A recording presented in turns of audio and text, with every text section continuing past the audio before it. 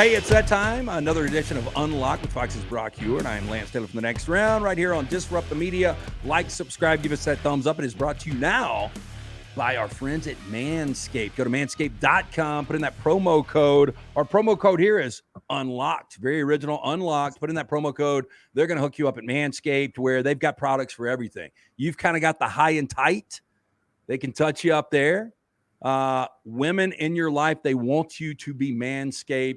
Trust me, important stuff. The undercarriage, they'll take care of it there. That's at manscaped.com. Put in that promo code Unlocked. Okay, my friend, before we get to your exciting game, I mean, the game this week, you know, it could have been USC Notre Dame if Notre Dame could have held up their end of the bargain, but it's going to be in the Great Pacific Northwest.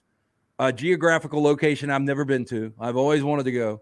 I used to always watch Husky games on ABC, and we called it the shaky camera game because for whatever reason, when that Husky stadium would go and that camera would shake, you played in some of those games. How awesome is this atmosphere going to be for Oregon and Washington, 2:30 Central Time? Oh, it's going to be terrific. And I'm really glad Herbie's on the call and Fowler and the whole country, and game days there in the morning, which is always kind of weird on the West Coast because it's pitch dark at 6 a.m. when they start the show, and it's going to be gray. It's not going to be terrible weather. It'll be gray, maybe some little sprinkles here and there, but it's October in Seattle. And Lance, the reason that was a shaky camera is, honest to goodness, the press box. You know, you've seen Husky Stadium, right? You have the big cantilever. They're like roofs like this that go out. And all that sound goes up, and then it comes right back down. It stays up, and then you come down. I think there were some lyrics like that. I'm not going to try it. But that sound comes right back down. And on the, never eat shredded wheat. Never eat. So on the south side is where the press box was built and literally hung from the bottom of that rafter. So it was rickety. You take an elevator up. You get off, you'd see people in the press just like terrified. If you're scared of heights, you are terrified. But that was also the camera position. So when the stadium, kind of like where I'm going to be in Madison, it starts to move and shake, you're not like the structure is, you're just attached to the roof and it's going to move. And those cameras did shake. So now they renovated it. The press box isn't quite like that. It's still up there a ways. The TV booth is awesome. The camera positioning is much, much better. But it will be the most, and Herbie knows this, and he and Fowler will speak to it. It will be the most SEC-esque environment in the country.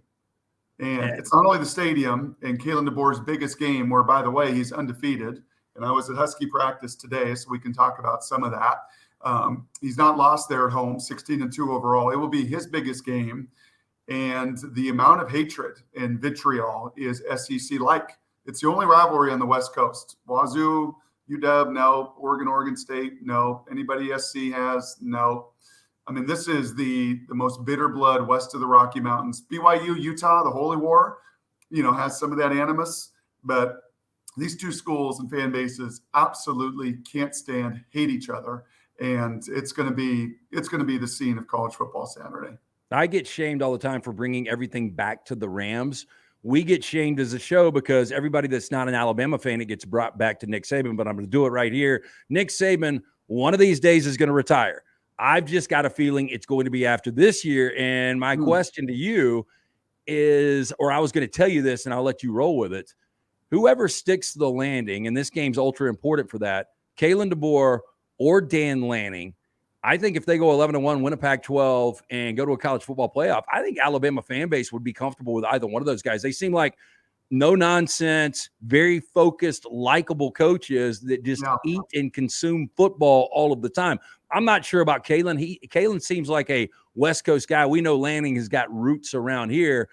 But both of those guys, I mean, and I don't know if they necessarily need to leave. You're with great programs, and you're getting Big Ten money now. So just the thought about one of those guys coming back to the SEC.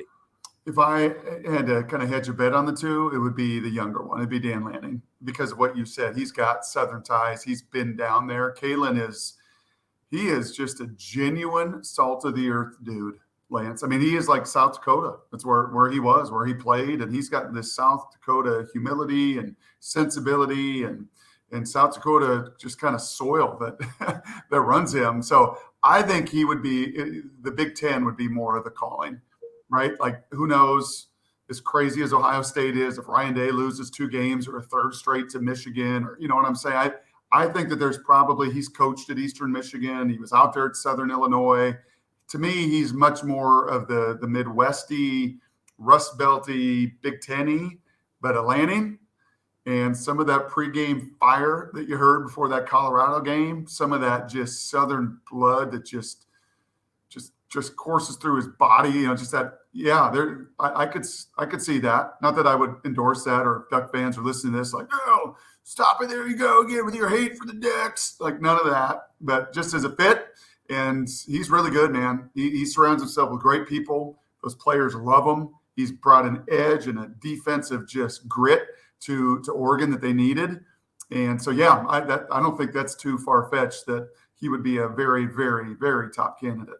Hey, look, I know you bleed purple and gold, as you should, but at the same time, you're very objective. And when I look at this game, and I've said it since the first couple of weeks, I believe Washington is the most balanced team in the Pac-12. Now, when you start to look at the numbers, Oregon runs the football better. They stop the run better. But just for whatever reason, I just feel like Washington's a better team. It was a great game last year. I know Dan Lanning, questionable calls down the stretch. Bo Nix gets a little banged up. But in your opinion, who is the most complete, who's the better team, and who should win this game?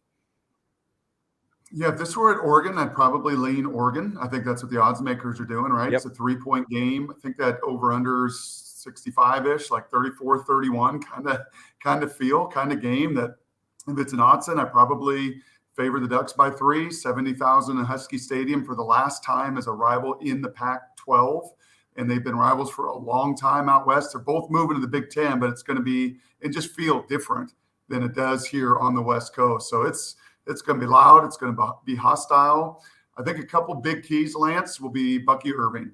To me, he's the biggest X factor in this whole game, the running back for Oregon, that in the open field is a monster. And Oregon's defensive numbers across the board, a little bit better than the Huskies. They've got to prove in their front seven that they are, as what you said, balanced. But both teams are going to score. I think both teams go up and down the field. Both teams are loaded with pros. When I watch practice like I did today, I see just NFL guys. Yep, NFL QB, NFL receivers, NFL linemen. They just, and they operate in that kind of way and fashion. So going to be just tremendous. Neither team is going to run away from the other. If Washington tackles in the open field, if they tackle Bucky and they tackle Bo, I think they do win. And maybe it's by a little bit more than 3, but this should be just an awesome, awesome affair. It's Unlocked with Fox's Brock Huard. I'm Lance Taylor on Disrupt the Media. Like and subscribe. Tell your friends we do this each and every week. We're talking college football all over the country, and we'll get to a little NFL. It's brought to you by MyBookie. Football season in full effect. So is winning season. Go to mybookie.ag. Put in that promo code next round. They're going to hook you up at checkout. That is mybookie.ag. So we know Autzen is a great atmosphere. We know Husky Stadium's a great atmosphere. The Coliseum, the only time I've been to watch a USC game, Sam Darnold against Justin Herbert, great quarterback matchup. The atmosphere wasn't great, but it can be great at times. Yep. It seems like to me, watching late night Pac-12 football, Corvallis, Pullman, those are some of those hidden gem atmospheres. But for you as a former quarterback that played in the league on the road, what are some of the best Pac-12 venues out there? Well, I think you just hit on most of them. I would throw Rice Eccles at night. We talked about that earlier this year with the UCLA game. Rice Eccles at night is just, as Jason Benetti said last year on our call of the USC-Utah game at night, he's like, it's as if the night is screaming at all of us. So it is so just, good.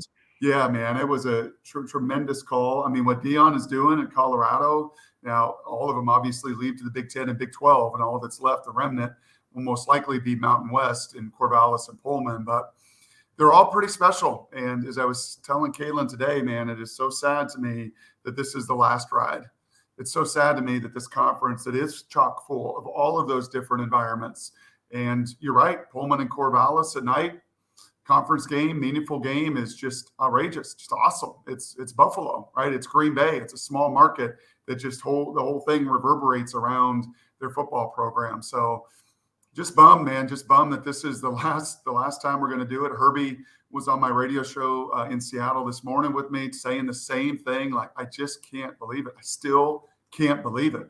And this year in particular, where the conference is so good, where the quarterback play is so high, where the level of football is off the charts, that this is going to be it. This is going to be like the Michael Jordan Last Dance, and it's still hard to absorb. Yeah, I hate this, man. There's a lot of bad going on in the world and a lot more important things than college football. But, this is our escape. And, going back to, early memories, man, I love Pac-12 football. And I love sitting on the couch till 1 o'clock in the morning, my time, watching some of the amazing finishes. Who was the Arizona quarterback against Washington that got flipped and landed in the end zone? That would be on my watch. Thank you. Last week it was Damon's Notre Dame loss. This week you're bringing up Ortiz Jenkins and the flip or whatever they call it, some stupid name they got for it. So I didn't mean to do that. That was because I just remembered as the flip that they were playing Washington, so I should have known better. Thanks. But I'm just saying some of these incredible memories of an incredible conference, and it's almost like if we didn't have bad stuff going on in the world, whatever your politics are, let's give the Pac-12 a pardon. Big Ten, you can't have them. This conference is staying together. Different styles of football, I think, make for a great product. And I love the Pac-12. I really do. Well, and it's, kind of crazy too, Lance, that if this were, 5 or 6 years ago with the SC and their LA market, with the money in Eugene, the money up in the tech world, up in Washington, even as Salt Lake City has grown and flourished and Boulder, like if this were 5 or 6 years ago, I think the collectives and the money and the NIL would have found a way to keep talent on the West Coast. The Bryce Young wouldn't have had to go to Alabama, and DJ wouldn't have had to go to Clemson, and you would have kept that money out there, and these programs could have thrived and had more interest. And yet, even as I say that, Lance, I know why this fell apart and disintegrated, because of the chancellors, the board of regents, the presidents, Larry Scott. They just thought, football will take care of itself. We'll feed everybody else. Football will be fine. What's going to happen? What's going to possibly happen? We're still Stanford and Cal, and we're elite. We're the West Coast. Well, what can happen is if you don't take care of number one will find a new home. And USC and UCLA started it. That started the whole domino effect that we have seen. And yeah, bro, it's just brutal. And to watch, as you said, like the marquee game, to watch Oregon, Washington, 2 top 10 teams, pros all over the place, 70,000 people, one of the crown jewels of a stadium in all of college football, all of it. And to think next year Washington will play Rutgers and Iowa, Penn State, and be in the Big Ten. It's still hard to wrap your mind around. Well, hey, and USC heads to the Midwest. They go to South Bend, Notre Dame Stadium to take on Notre Dame. A little luster off this game based on Louisville kind of running Notre Dame off the field in the second half last week. And, watching USC get down 17-0, and here we go again. Caleb Williams, a little magic there in overtime. They find a way to pull that game out. They're sitting at 6-0. The offense is great. But this defense playing in the Pac-12, it's going to catch up with them. And I don't know if it's Notre Dame or not. I feel like actually after Notre Dame 3 such physical, exhausting weeks, I think this is a pretty good spot for USC. But moving forward, USC can't go undefeated with this defense, right? Doesn't feel that way. It just doesn't feel that way. And they're confounding to me. And Lincoln Riley was pressed pretty good and kind of pushed back at the press, and just, because everybody, both in the press, they're boosters, they're alumni. Some of my peers at Fox that maybe USC alumni are like, I don't get it. I don't get Alex Grinch. I don't get it. Why is Lincoln so supportive of Alex Grinch? What is it? Is it just loyalty? What is it? But at every turn, Lincoln defends him. He pushes back against it. But it's a little confounding to me, because just from a football standpoint, I think they do too much. I think they just try to do way too much and try to get too cute and try to run too many coverages and too many blitzes. And I see too many plays where cleats aren't in the ground, face masks aren't forward. I'm not ready, to play, or gosh, we're doing all this stuff and I'm stunting here and I'm moving there and I'm buzzing the coverage here. And part of me is just like, line up, just be Iowa. Line up and play quarters coverage and make them earn it. Make them, don't give them anything. Don't give them all these explosive plays. So, but that's not their philosophy. They lead the country in tackles for loss, right? I think they believe that tackles for loss and those hits and pressures will lead to turnovers, as it did in the first half of last year. So the only way they run the table, the only way they finish it off, is if all of those hits and pressures and tackles for loss leads to takeaways. To your point about an elite offense that all of a sudden gets 2 or 3 or 4 more, possessions, then yeah, they have a chance. But if those takeaways don't follow, yeah, you're going to lose a game, if not two, down the stretch. We know Army-Navy is a special rivalry. It's played on a weekend by itself. We've started to do something here at Disrupt the Media where we travel, not to that game, but we go to one of our sponsors, Floribama, and we watch there with a lot of Army and Navy vets. It's a lot of fun. Awesome. But maybe we're biased, but the Alabama-Auburn rivalry is just incredible. I think it's the best out there. But for you, where do you put Notre Dame and USC?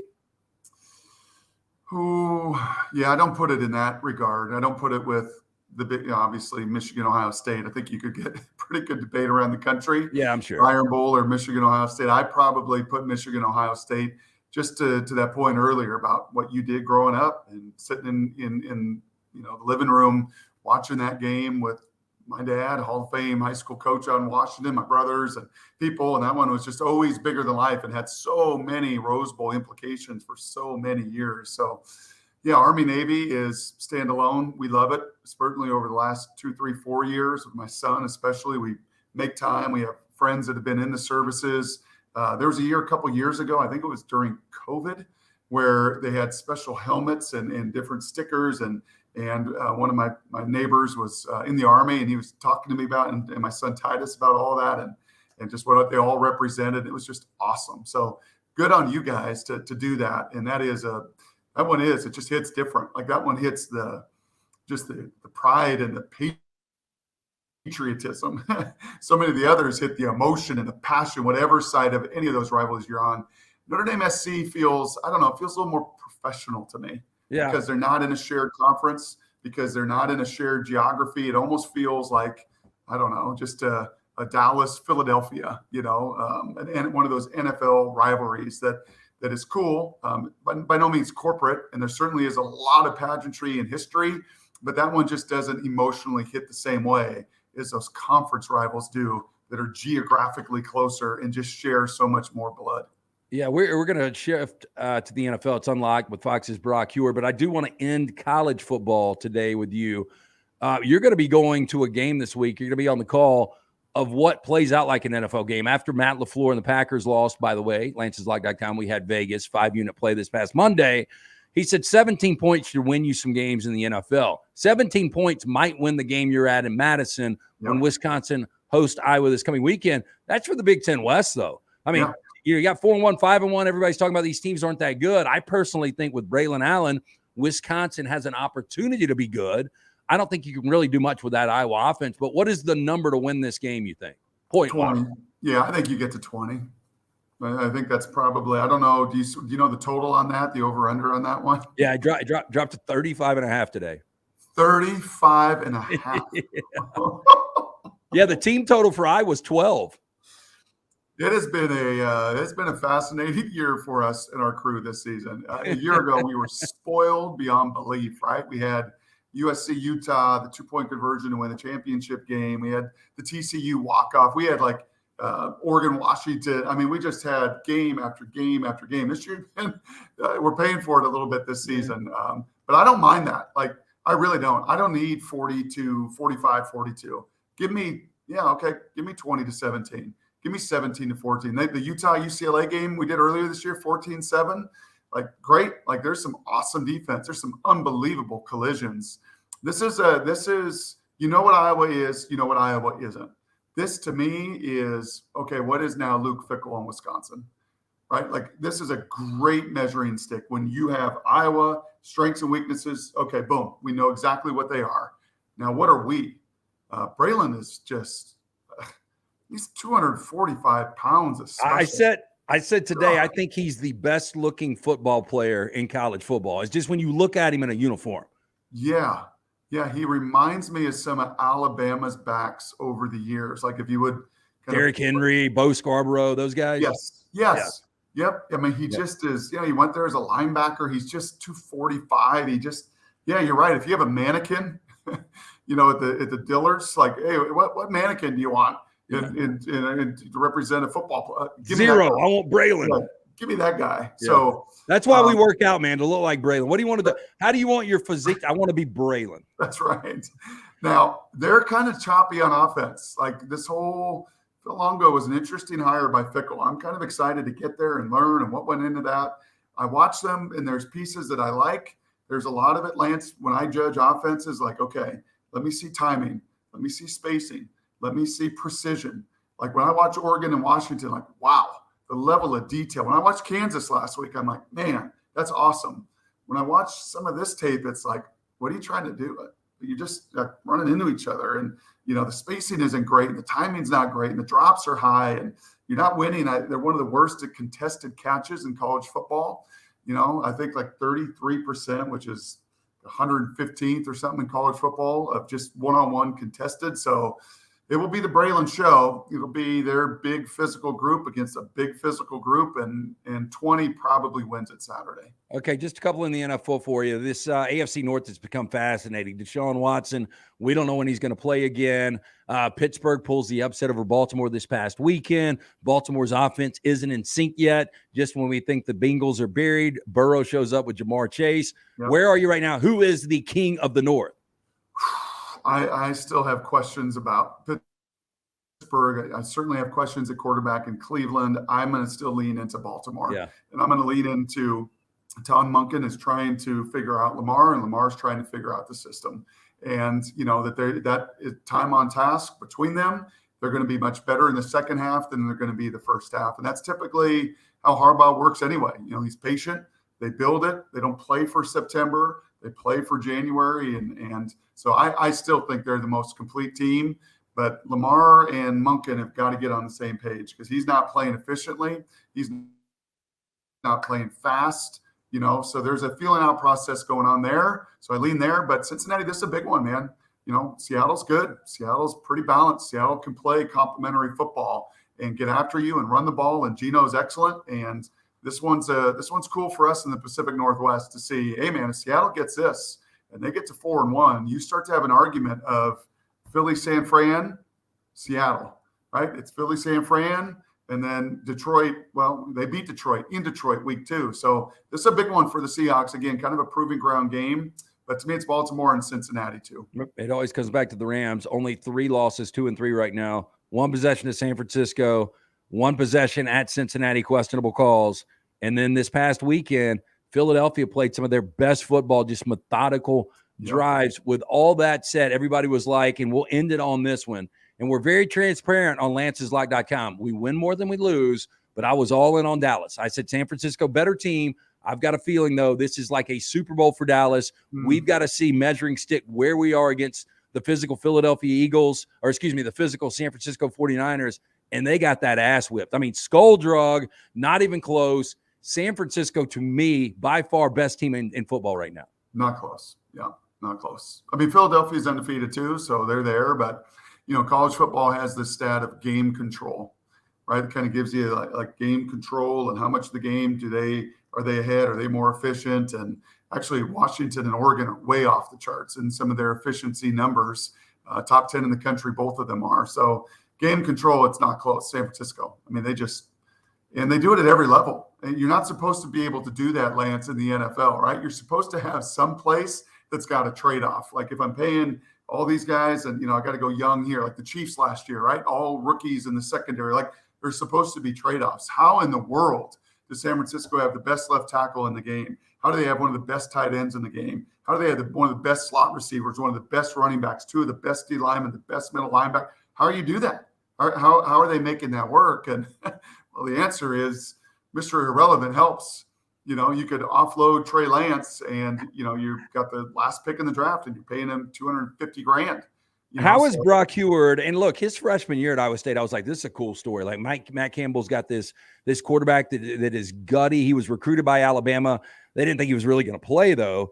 Yep. Watching him and the confidence, and look, and he's, as you said, he's got talent all over the place. But some of the throws he made against that Cowboy defense, and no Trayvon Diggs, that's big. Yep. But still, Brock Purdy is coming to his own, and he's playing like a top 10 quarterback right now. Yeah, his mind processes. I mean, you just see it. And, kind of wrap this up, I was chatting with Kalen DeBoer, watching practice today and watching Michael Penix and watching these guys operate. And he was just bragging about Jalen McMillan, his receiver. And he's like, look at that route. And one of the other guys ran this option route. He's like, they just don't do it like Jalen. Like Jalen just processes and sees the game, kind of like Cooper Kupp. They just see the game and they process it. And we spend so much time talking about that at quarterback. We don't do that with other positions, but it matters. It matters at receiver. It matters at corner. It matters how quickly you process the game. Brock Purdy, if we had a way to really measure that and quantify that, and they spend millions and the scouts spend thousands of hours to try to, okay, how can I quantify his processing skills? It's hard to do. It's hard to have some algorithm, some equation, but when you see it, you know it. And with him, you see it. Balls out, balls out, balls out, balls out. Sees the picture. I know where to go. I know where to go. I know where to go. And then you pair that with Shanahan, the best in the game at scheming. It's a pretty darn deadly 1-2 punch. Next week, it gets real for you guys as Utah heads to the Coliseum to take on USC. It's been a house of horrors there for the Utes. I can't wait to talk to you about that next week on Unlocked. Safe travels to Wisconsin, 3 o'clock Central kick. Jason, Allison, Brock, they'll be on the call. Check that out. Always fun on here on Unlock, brought to you by mybookie.ag. Put in that promo code next round. Get that bonus at sign out. Thanks, Brock. Appreciate you, Lance. Be well, buddy. See you, buddy.